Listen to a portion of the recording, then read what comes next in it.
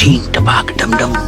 आप जो आए दिन सोशल मीडिया पे मीम्स देखते हो, इनमें से बहुत सारे मीम्स कॉपी या आप कह सकते हो इन्हें रिक्रिएट करने के बाद वायरल हुए हैं और आप ये जानते भी नहीं थे।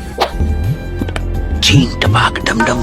तो भाई ये मीम भी बहुत ज्यादा वायरल चल रही है, जैसा कि तुम लोगों ने देखा ही होगा आजकल इंस्टाग्राम पे या फिर यूट्यूब पे। तो ऐसे ही बहुत सारी रील्स हैं जो ओरिजिनल हैं, मतलब कि रियल हैं, और रियल लाइफ बेस्ड चीजों को ही मीम बना दी गई है। मतलब कि जो रियल इंसिडेंट्स हैं उनकी मीम बना दी गई, या तो उन्हें रिक्रिएट कर दिया गया या फिर उसी सेम इंसिडेंट को मीम में बना के वीडियो बना दिया गया। तो आज अब ऐसे ही मीम्स और वीडियोस को देखने वाले हैं जो रियल लाइफ इंसिडेंट पे बेस्ड है, और ये वाली जो मीम्स का वीडियो ये होने वाला है इट्स फैक्ट्स की तरफ से। और आप जो आयरन मैन और जेठालाल जैसे कैरेक्टर्स को देखते हो, इनके रोल के लिए कितने ज्यादा एक्टर्स ने रिजेक्ट किया था, ये आपने कभी सोचा भी नहीं होगा। कैसे आप एक आदमी से रोज शाम में मार खाकर उसे पैसे दे रहे हो और आपको इसके बारे में भनक तक नहीं। कैसे ये एक सेब यानी एप्पल आपको अपनी लाइफ में बहुत सक्सेसफुल बना सकता है। वीडियो को एंड तक देखना, इसका एक एक पार्ट बहुत मजेदार होने वाला है। और चैनल को सब्सक्राइब नहीं किया तो चैनल को सब्सक्राइब करके बेल आइकन को दबा दे। तो चलो वीडियो को शुरू करते हैं, लेट्स गो।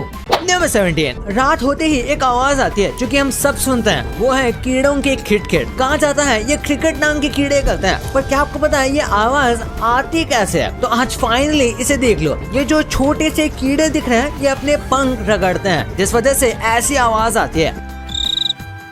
सही ये अरे देवा, ये गड़बड़ है बाबा।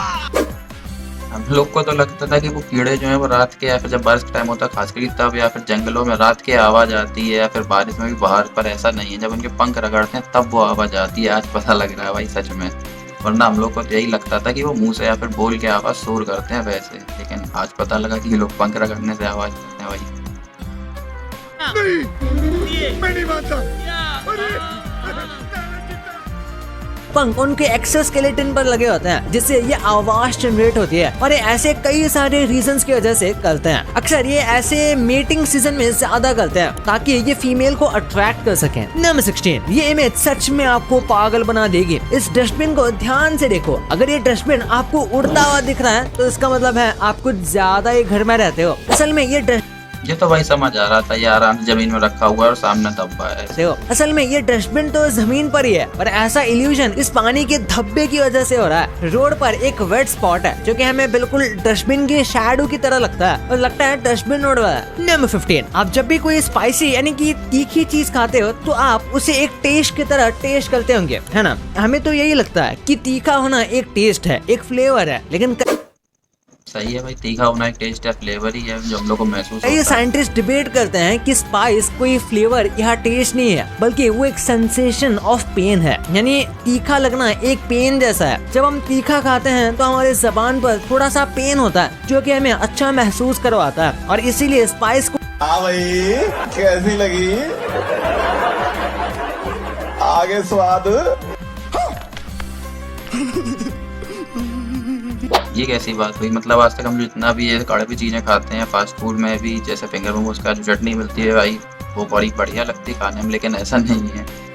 हम लोग को लगता है कि वो टेस्ट है, पर वो टेस्ट नहीं है। वो मतलब हम लोग की जीभ में ऐसा जो दर्द या पेन होता है, उस पेन से जो मतलब उस पेन की जो फीलिंग हम लोग को आती है, जो दर्द महसूस होता है, वो दर्द ही हम लोग को अच्छा फील कराता है, इसलिए वो हम लोग को अच्छा लगता है। इसका मतलब है कि तीखापन कोई टेस्ट नहीं है। ये बात भी सही है। इसका मतलब जब भी हम लोग तीखा खाने को बोले कि ज्यादा तीखा खाना है तो हम लोग से यही कहेंगे भाई हमें थोड़ा और मतलब पेन दे दो है। Wow, very dangerous. नंबर 14। ये मार्केटिंग स्ट्रेटेजी आपका दिमाग हिला देगी। इस ट्रेन के ऊपर एकदम करेक्ट फ्रेम रेट में फोटोज चिपकाए गए हैं, जिससे वो ट्रेन की मूविंग स्पीड से मैच हो, जिस वजह से जब दूसरी ट्रेन की खिड़की से उस ट्रेन को देखा जाएगा तो जो फोटोज हैं वो बिल्कुल किसी एडवर्टाइजमेंट की तरह मूव करेंगे। जैसे आप यहाँ पर देख सकते हो, ऐसा लग रहा है जैसा कोई वीडियो प्ले हो रहा हो, एकदम क्रिएटिव। लेकिन पता नहीं इतने क्रिएटिव एड्स इंडिया में कब आएंगे। इंडिया में तो भाई आते हैं, इससे भी ज्यादा क्रिएटिव एड्स आते हैं और बहुत मजेदार आते हैं। ये शाबाश बेटा, बहुत बढ़िया मुन्ना। बढ़िया चीज थी वैसे, क्योंकि जब भी वैसे हम लोग नॉर्मल ट्रेन देखते हैं, अगर ट्रेन के अंदर तो ऐसा लगता है कि हम लोग की ट्रेन पीछे को जा रही है या फिर रुकी हुई हो, ट्रेन भी चलती हुई समझ में आती है। पर इसमें जो कॉन्सेप्ट था एड में कि जो हम लोग को डिशेज दिख रही हैं या फिर जो भी पिक्चर दिख रही है वो चलती हुई दिख रही है, जैसे कोई वीडियो चल रहा हो, तो बहुत बढ़िया चीज। आग लगा दी, आग लगा दी, आग लगा दी, आग लगा 13। क्या आपको पता है कि एंड्रॉइड ओएस यानी जो आप ये एंड्रॉइड का सिस्टम यूज करते हो अपने फोन में, इसको DSLR कैमरे के लिए बनाया गया था या फिर ऐसे ही टाइप के कैमरास के लिए कोड किया गया था। लेकिन कुछ गलती हो गई जिस वजह से ये सिस्टम उन कैमरेज की जगह पर एक दूसरे डिवाइस के लिए ज्यादा सूटेबल हो गया जो था फोन, और इसीलिए ये फिर फोन में आ गया और तब से सारे फोन में यही यूज होता है या फिर इससे इंस्पायर्ड कोई दूसरा ओएस। जब हम तो समझ रहे थे कि इसमें स्पेशली करके वो फिक्स किया ही गया है, पर बताओ वो गलती से आगे सेट हो गया भाई। ये भी बढ़िया बात है, आज पता लग रहा है। नंबर 12, सुबह उठकर आप में से ज्यादातर लोगों को एक कप चाय या कॉफी चाहिए होती है, लेकिन क्या आपको पता है एप्पल जो होता है यानी सेब, वो आपको उठाने के लिए कॉफी से भी ज्यादा असरदार होता है। यानी कि सुबह सुबह मुंह धो के आपको फ्रेश होने के बाद एक एप्पल खा लेना है तो आप एकदम वेक फील करोगे और आपको कॉफी की भी ये भाई बढ़िया चीज़ है। मतलब हम लोग सुबह उठ के कॉफ़ी सोचते हैं, फिर रात के भी, ये तो लेकिन रात के भी कर सकते हैं। अगर हम लोग सोचें कि कॉफ़ी पी के नींद ना आए तो फिर अगर हम लोग रात के भी नींद आते टाइम या फिर दिन में भी जब नींद आए तब एप्पल खा लें तब भी नींद जा सकती है। ये चीज़ बढ़िया है। जिसको कैफीन का एडिक्शन है या कैफीन छोड़ना है तो वो ये जरूर कर सकता है कि जब उसको सुबह उठा तो कॉफ़ी ना पी के एप्पल खा ले तो उसकी नींद भाई गायब हो जाएगी। ये बढ़िया चीज़ है। जिसको कॉफ़ी का एडिक्शन है वो जरूर ट्राई करना। जरूरत नहीं पड़ेगी। ऐसे आप कैफीन एडिक्शन से भी बच सकते हो। नंबर 11, एक फाट की वजह से 10,000 लोगों की जान चली गई। रोम में एक सोल्जर था और उसने गलती से फाट कर दिया जिस वजह से एक झगड़ा शुरू हो गया। इस झगड़े की एग्जैक्ट वजह तो नहीं पता, लेकिन ये कुछ ऐसा ही शुरू हुआ था कि मैंने ये नहीं किया, और ऐसे धीरे धीरे करके ये झगड़ा बहुत ज्यादा बड़ा हो गया और फुल स्केल रायट हो गया जिसमें 10,000 लोग मर गए। पर कई लोग कहते हैं कि एक प्लान्ड पॉलिटिकल झगड़ा था, यानी कुछ लोग बस बहस का इंतजार कर रहे थे लड़ाई स्टार्ट करवाने के लिए। ये तो भाई नॉर्मल बात है, जैसे कहीं भी माहौल वैसे बाहर भी हो अंदर कोई ऐसे कर देता है तो एक नॉर्मल सी बात है। वैसे तो रिएक्ट नहीं, लेकिन अगर वो किसी ने मजाक उड़ा दिया कुछ कह दिया तो सामने वाले गुस्सा भी आ जाती है। और फिर होता है क्या कि सब यही कहता है मैंने नहीं किया, ऐसा नहीं है, वैसा नहीं है, तो इससे लड़ाई झगड़े भी हो सकते हैं। तो बताओ, यहाँ तो छोटी सी बात पर लेके पूरे देशों का युद्ध छिड़ गया।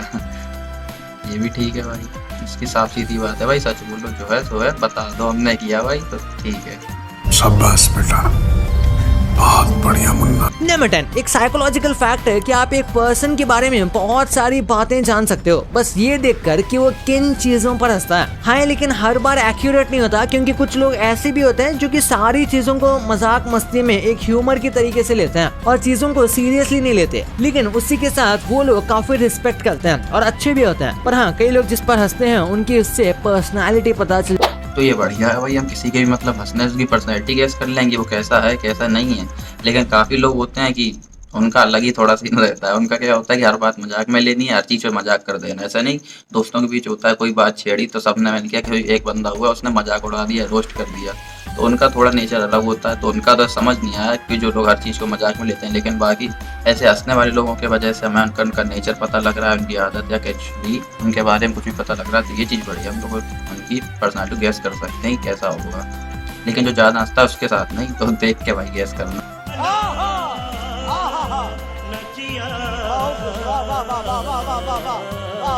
जाती है। नंबर 9, एंशिएंट ग्रीक जो लैंग्वेज है इसको रीड करना बहुत डिफिकल्ट होता है, क्योंकि इस लैंग्वेज में स्पेस ही नहीं होता, यानी कि वर्ड्स के बीच में स्पेस ये रखते ही नहीं। इसलिए आपको इस लैंग्वेज की काफी अच्छी नॉलेज होनी चाहिए उसे पढ़ने के लिए। और अगर आपने एक भी सेंटेंस का वर्ड थोड़ा भी गलत पढ़ लिया तो आगे का पूरा सेंटेंस शायद आपको समझ में ना आए, यानी कि पढ़ने से ज्यादा तो आप डिकोड कर रहे हो।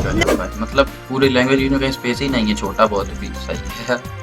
फिर इसको पढ़ने के लिए सही में नॉलेज लगती है, क्योंकि हर चीज़ समझना पड़ेगा, कहाँ पे फुल स्टॉप नहीं है, कहाँ पे रुकना, कहाँ पे नहीं रुकना, तो हर चीज़ की नॉलेज होनी चाहिए तभी समझ आएगा।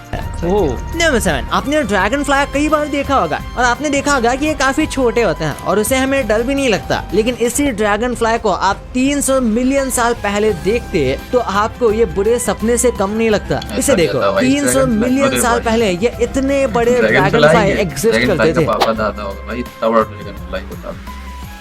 अब तो ये इतने छोटे छोटे होते हैं, पहले मतलब बहुत बड़े, तब तो भाई डर लगता ही होगा देखने में। जब इतने बड़े बड़े होंगे भाई, उड़ते होंगे इतनी तेज भाई, ये तो बात है। वाह, वेरी डेंजरस। ये बहुत ही ज्यादा बड़े थे साइज में अब के ड्रैगन फ्लाई के कंपैरिजन में। ये किसी भी उड़ने वाले बर्ड से ज्यादा स्ट्रॉन्ग थी, क्योंकि आपको पता होगा ड्रैगन फ्लाई नेचुरली भी बहुत स्ट्रॉन्ग होती है छोटे साइज के बावजूद भी। नंबर 6, ये देखो इस क्यूट सी बर्ड का अपना प्राइवेट स्विमिंग पूल है। इस बर्ड का नाम है क्रिम्सन सनबर्ड और ये साइज में काफी छोटी होती है। ये कई बार ऐसा करती है खुद को फ्रेश करने के लिए। इसे बनाने के लिए इसने बनाना ट्री की लीफ पर पानी भरा था, तो इसने इसमें मस्त डुबकी मार ली और बिल्कुल जैसे हम बाथटब में बैठते हैं वैसे ही एकदम ये चिल। जब भाई ये सही है यार, मतलब फूल की जैसे पत्ती खोली उसमें बैठ के हम स्विमिंग पूल बना लिया, पानी है, वाह ये बढ़िया है भाई, गजब सही है। उनकी भी जिंदगी है भाई, चिल करना ही चाहिए। अपने हो गया, अपने को सिर्फ पानी निकालना है। नंबर 5, हो सकता है आप में से कई लोगों ने ये फैक्ट पहले भी सुना होगा कि चार्जिंग को इंक्रीज करने के लिए आपको अपने बैक कवर को रिमूव करके फोन चार्ज करना चाहिए और उसी के साथ बस 90% तक चार्ज करना चाहिए। ऐसे आपकी फोन की स्पीड बढ़ जाएगी और ये जल्दी चार्ज होगा। पर मैं आपको बता दूं ये बस एक मिथ है। आपका फोन कवर लगा हुआ है या फिर नहीं लगा हुआ है, इससे चार्जिंग स्पीड में कोई फर्क नहीं पड़ता। उल्टा आप अपने फोन को अनसेफ कर रहे हो बिना कवर के, और बिना कवर के ये गिर ये तो सुना है कि 90% या फिर कुछ कम तक, एक लिमिट तक ही चार्ज करो तो फिर बैटरी लाइफ ज़्यादा रहती है। तो भाई ये तो ठीक है कि फ़ोन कवर लगाने से कोई चार्जिंग में फ़र्क नहीं पड़ रहा या फिर बैटरी सही नहीं रह रही है, चार्जिंग जल्दी हो रही। और वैसे भी चार्ज 90% है, एक पर्टिकुलर चार्जिंग करने से ऐसा नहीं कि फ़ोन की स्पीड बढ़ जाएगी, चार्जिंग स्पीड बढ़ जाएगी। ऐसा जरूर है अगर हम लोग एक पर्टिकुलर लिमिट जैसे 80, 90 या 85, 95 तक पर्टिकुलर हमेशा एक पॉइंट पे हमेशा चार्ज करते हैं, उतना ही फ़ोन उससे ज़्यादा नहीं करते हैं, या फिर पूरा स्विच ऑफ नहीं होता, तो शायद बैटरी हमेशा सही रहती है। मतलब हमेशा नहीं, बैटरी की लाइफ काफ़ी हद तक सही रहती है और बैटरी थोड़ी ज़्यादा चलती है। तो ये बात तो है भाई फैक्ट में। बाकी लेकिन ये चार्जिंग वाली और फ़ोन कवर वाली ये नहीं है कि वो फ़ोन फास्ट हो जाएगा, तो ऐसा तो नहीं, टूट भी सकता है। नंबर 4, हम इंसान एक्सटिंक्ट हो चुके हैं। वेल एग्जैक्टली नहीं, हमें लगता है कि साइंस को सब पता है, लेकिन ये बहुत ही ज्यादा बड़ा मिथ है। ह्यूमन लाइफ 2 लाख साल पहले स्टार्ट हुई थी और कुछ लोग मानते हैं कि इससे भी पहले से ये तो बात है भाई। जो चीज़ हम लोग को मिली है रिकॉर्डेड या फिर जो भी चीज़ मिली है उस हिसाब से ये हम लोग को पता है। बाकी पहले क्या था, एलियंस है नहीं है, ये सब चीज़ें तो किसी को नहीं पता। 500 साल पुरानी है, यानी कि आप कह सकते हो 97% ह्यूमन हिस्ट्री हमेशा के लिए खत्म हो गई है। और पॉसिबिलिटी है जिन चीजों को हम माइथोलॉजी मानते हैं वो एक्चुअली में हिस्ट्री का पार्ट हो, बस वो सारा डेटा गुम गया है या फिर बस एक कहानी बन के रह गया है। नंबर 3, ओशन में हमेशा वेव्स आते हैं, लेकिन कुछ ऐसे टाइम पर कुछ जगह होती है जहाँ पर विंड काफी ज्यादा स्लो हो जाती है, जिससे हमें कुछ ऐसे नज़ारे देखने को मिलते हैं। ये काफी कम टाइम के लिए देखने को मिलता है और ये देखने में बहुत खूबसूरत लगता है। एक पल के लिए ऐसा लगता है जैसे कि हम, कितना प्यारा नज़ारा है भाई। ये तो सामने से देखो तो आहा जन्नत हो गई, मजा आ गया, वाह।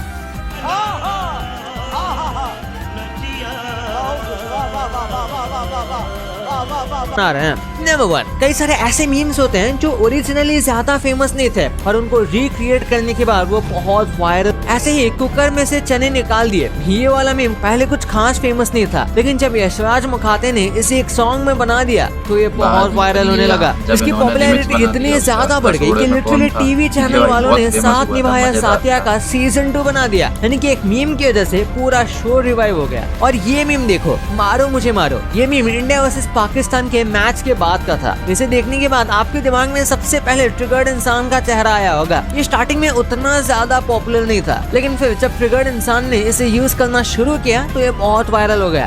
एक बात तो है, अगर मीम्स पे कोई इंसान फेमस हो गया, किसी चीज को लेके मीम बन गई और वो बहुत वायरल हुई, तो उस इंसान की तो भाई पॉपुलैरिटी बहुत बढ़ जाती है, एकदम नीचे से ऊपर पहुंच जाता है। जैसे अभी बताओ सीरियली दोबारा रिक्रिएट हो गया, उसका मतलब दूसरा पार्ट आ गया, जबकि वो खत्म हो गया था लेकिन फिर बन गया। इतनी पावर है भाई। अब रिसेंटली ये छोटा भीम का चीन टपाक डमडम वाला मीम तो आपने देखा ही होगा भाई। इसकी तो और भी क्रेजी हिस्ट्री है। 1960 में छोटी सी बात नाम की एक बॉलीवुड मूवी आई थी, जिसके एक गाने में लिरिक्स मैच करने के लिए और रिदम के लिए एक लाइन बोली गई थी, चीन टपाक डमडम। इस सेंटेंस का कुछ खास मीनिंग नहीं है, ये बस गाने में राइम करने के लिए यूज किया गया है, पर एक काफी कैची फ्रेज है। तो इसके बाद इसे छोटा भीम के एक एपिसोड में स्टोर के कैरेक्टर के लाइन में ऐड कर दिया, जो अब वायरल हो रहा है। बताओ एक एपिसोड में डाल दिया और आजकल इसकी जो मीम बन के चल रही, बताओ अलग ही ट्रेंड पे चल रही है, चीन टपाक डमडम एकदम फेमस वायरल हो रही है। तो आज के वीडियो में अगर मजा आया और ये मीम्स से आपको बहुत कुछ जानने को भी मिला होगा, आपको नई नई चीजें सुनने को मिलेगी, कुछ चीजें आपको पहले से पता होंगी, तो मुझे भी बहुत चीजें पता लगी हैं, तो इसलिए चैनल को जरूर से सब्सक्राइब कर लेना और बेल आइकन को भी